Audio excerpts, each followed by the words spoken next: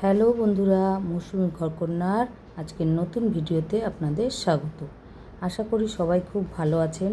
আজকে আমি আপনাদের সাথে বাঙালিদের অত্যন্ত প্রিয় একটি রেসিপি শেয়ার করব। ওল চিংড়ি। অনেকেই ওল কাটতে বা রান্না করতে ভয় পান, গলা চুলকানোর ভয়ে। তবে আজ আমি এমন কিছু সহজ টিপস দেব যাতে একটু গলা চুলকাবে না আর স্বাদ হবে একদম রাজকীয়। পুরো ভিডিওটি শেষ পর্যন্ত দেখতে থাকুন। এখানে আমি তাজা চিংড়ি মাছ ভালো করে ধুয়ে কেটে বেছে নিচ্ছি। আর কড়াতে জল বসিয়ে দিয়েছি। আর চিংড়ি মাছগুলো ভালো করে ধুয়ে নুন হলুদ মাখিয়ে ভেজে নিয়েছি। ওলগুলোকে ডুমো ডুমো করে একটু বড় করে কেটে নিয়েছি। আর সঙ্গে একটা বড় আলু ওলের থেকে একটু বড় করে কেটে নিয়েছি। আর নিয়েছি টমেটো, পেঁয়াজ কুচি, কাঁচা লঙ্কা আর আদা রসুন। আদা রসুনটাকে একটু বেটে নেব। আর ওল সেদ্ধ করার সময় সামান্য নুন আর একটু লেবুর রস বা তেঁতুল দিয়ে সেদ্ধ করে নিলে গলা চুলকানোর কোনো ভয় থাকে না। জল গরম হয়ে গেছে। এবার আমি ডুমো ডুমো করে কেটে রাখা ওলগুলো আর সাথে আলু সমস্তটাই দিয়ে দেব। দিয়ে একটু সেদ্ধ করব না, একটু ভাপিয়ে নেব। তাহলে ওই লেবু রস আর নুন দিয়ে যে ভাপানো হলো সেটা গলা চুলকানোর দূর হয়ে যাবে।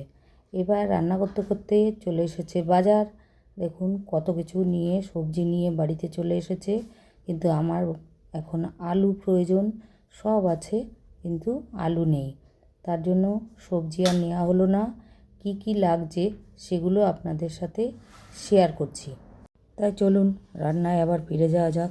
ফিরে এসেছি। দেখুন ওলগুলো ফুটে গেছে। আমি সেদ্ধ করব না, আগেই বলেছি, একটু ভাপিয়ে নেব। তাহলে গলা চুলকানোর ভয়টা দূর হয়ে যাবে। এদিকে কিছু মুসুরির ডাল আমি ভিজিয়ে রেখেছিলাম, সেটা একটু নুন আর কাঁচা লঙ্কা হলুদ দিয়ে বেটে নিয়েছি। ফ্রাইং প্যান বসিয়ে সাদা তেল গরম করে, আমি কোনো ভাজাভুজি করলে সাদা তেল দিয়েই ভাজাভাজি করি। ছোট ছোট করে আমি বড়া করে নেব। দেখুন বড়াগুলো আমার ছোট ছোট বড়ির আকারে দেওয়া হয়ে গেছে। বড়াগুলো এক পিঠ ভাজা হয়ে গেছে, উল্টে দিয়েছি। সমস্ত বড়াগুলো তুলে নিয়েছি। এবার কড়াতে তেল দিয়ে প্রথমে আলু দিয়ে দেবো। আলুগুলোকে অল্প একটু নুন আর হলুদ দিয়ে সুন্দর করে ভেজে নেব। তারপরে ওলগুলো আমি দিয়ে দেবো। ওলে আছে প্রচুর পরিমাণে ডায়েটারি ফাইবার, যা কোষ্ঠকাঠিন্য দূর করে এবং হজম প্রক্রিয়া উন্নত করে। ওজন নিয়ন্ত্রণে সাহায্য করে। ফাইবার সমৃদ্ধ হওয়ায় পেট অনেকক্ষণ ভরা রাখে, যা অতিরিক্ত খাওয়া কমায়। ডায়াবেটিস নিয়ন্ত্রণ করে। ওলের গ্লাইসেমিক ইনডেক্স কম হওয়ায় এটি রক্ত শর্করা বা রক্তের সুগার হুট করে বাড়তে দেয় না। এবার ওল আর আলু ভেজে তুলে নেওয়ার পর আমি ওই তেলে আরেকটু তেল দিয়েছি। তেল দিয়ে আমি শুকনো লঙ্কা, একটা তেজপাতা, সাদা জিরে ফোড়ন দিয়ে দিয়েছি। তারপরে পেঁয়াজ, রসুন, আদা সব বাটা সেগুলো আমি দিয়ে দিলাম। দিয়ে একটু সুন্দর করে নাড়িয়ে চাড়িয়ে নিচ্ছি। আমি পেঁয়াজ বাটা দিয়েছি, আপনারা পেঁয়াজ কুচি দিয়েও শুরুতে পেঁয়াজ কুচি দিয়েও করতে পারেন। পেঁয়াজ কুচিটা দিয়ে একটু হালকা করে ভেজে নিয়ে তারপরে এই যে আদা আর রসুন বাটা দিচ্ছি। আগে পেঁয়াজ বাটা দিয়েছি, আপনারা পেঁয়াজ কুচি দেবেন, ওটাই বলছিলাম। সমস্ত মশলাকে এবার সুন্দর করে কষিয়ে নেব। মশলাগুলো থেকে যখন তেল ছেড়ে আসবে তখন দিয়ে দেব একটা বড় টমেটো বাটা। টমেটো আপনারা কুচি করেও দিতে পারেন। তারপরে টমেটো বাটার সঙ্গে সমস্ত মশলা আবার সুন্দর করে আমি কষিয়ে নেব। এইভাবে ধীরে ধীরে রান্না করলে যেমন সুস্বাদু হবে ওলের রেসিপি, তেমন সুন্দর কালারও আসবে। আর বাড়ির যারা ওল খায় না গলা চুলকানোর ভয়ে, তারা হাত চেটে খাবে। একদম অনুষ্ঠান বাড়ির মতো আজকে আমি ওল চিংড়ি রান্না করছি বন্ধুরা। এদিকে একটা বাটিতে আমি কিছু গুঁড়ো মশলা, ধনে গুঁড়ো, জিরে গুঁড়ো, ঝাল লঙ্কা, লাল লঙ্কা, হলুদ, নুন দিয়ে অল্প একটু জল দিয়ে গুলিয়ে নিচ্ছি। এখানে টক দই দিয়েও আপনারা করতে পারেন, আমি আজ টক দই দেব না। মশলাটাকে এভাবে সুন্দর করে গুলিয়ে রেখে দিলে মশলাটার স্বাদ আর কালার দুটোই সুন্দর হয়। এদিকে দেখুন মশলা আমার সম্পূর্ণ কষানো হয়ে গেছে। মশলা থেকে সুন্দর অল্প অল্প চারিদিক দিয়ে তেল ছেড়ে গিয়েছে।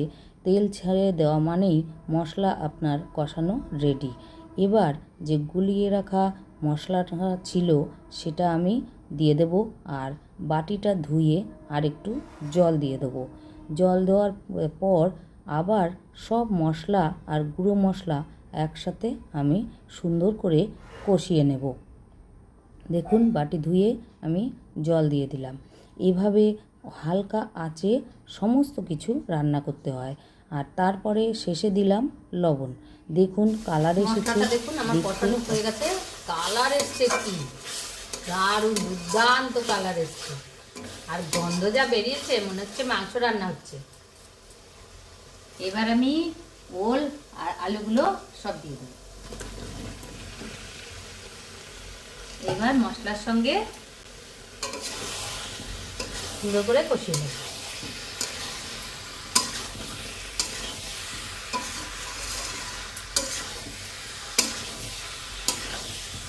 দারুণ দুর্দান্ত কালার হয়েছে, দেখতে সুন্দর হয়েছে। সেটা কেমন হবে আমি বলতে পারছি না। দেখুন আমার কষানো হয়ে গেছে, সুন্দর গন্ধ বেরিয়েছে। একটুখানি মশলাটা টেস্ট করে আঙুল দিয়ে দেখেছি, দুর্দান্ত হয়েছে, মানে টেস্ট। এবার আজকে কিন্তু গরম জল করেছি, এই যে গরম জল ঢেলে দেবো। গরম জল দিলে দেখুন সঙ্গে সঙ্গে ফুটে তো উঠবে, টেস্টও সুন্দর হয়।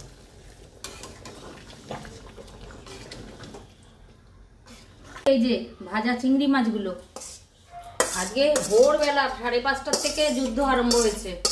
ফ্রিজটা খারাপ হয়ে গেছে, ফ্রিজে লাইট জ্বলছে অথচ ফ্রিজে কোনো মানে ঠান্ডা হচ্ছে না। ফ্রিজ এ কি জ্বালা, লাইট জ্বলছে এমন না যে কানেকশন আসছে না, কি কি খারাপ হয়েছে কে জানে।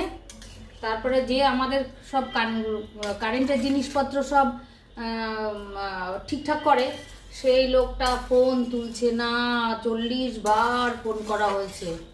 এবার বেরোলো, বেরিয়ে এবার ওই লোকের খোঁজে বেরিয়েছে, কোথায় বাড়ি তাও জানি না আমরা, মানে খুব। আর এক ট্রে ডিম সেগুলো নিয়ে সাজিয়ে খাটের তলায় রেখে দিয়েছি। ডিমগুলো হয়তো নষ্ট হয়ে যাবে, খাওয়া হবে না। আরও তো মশলাপাতি সস এগুলো আছে, কি যে করব বুঝতে পারছি না। দেখুন কি দুর্দান্ত কালার হয়েছে। এই যে এটা তো ছোট খুন্তি, খুন্তিটা এভাবে দেব, দিয়ে এটাকে এইভাবে দিয়ে দেবো, এছাড়া উপায় নেই, তাহলে তাড়াতাড়ি ফুটবে। এবার সবই তো দেওয়া, লবণ টবণ সব, খালি মিষ্টিটা বাকি। মিষ্টিটা আমি পরে দেব, কারণ আগে আমি মিষ্টি দিই না, দিলে অনেক সময় সবজি সেদ্ধ হয় না। চলে এসেছি।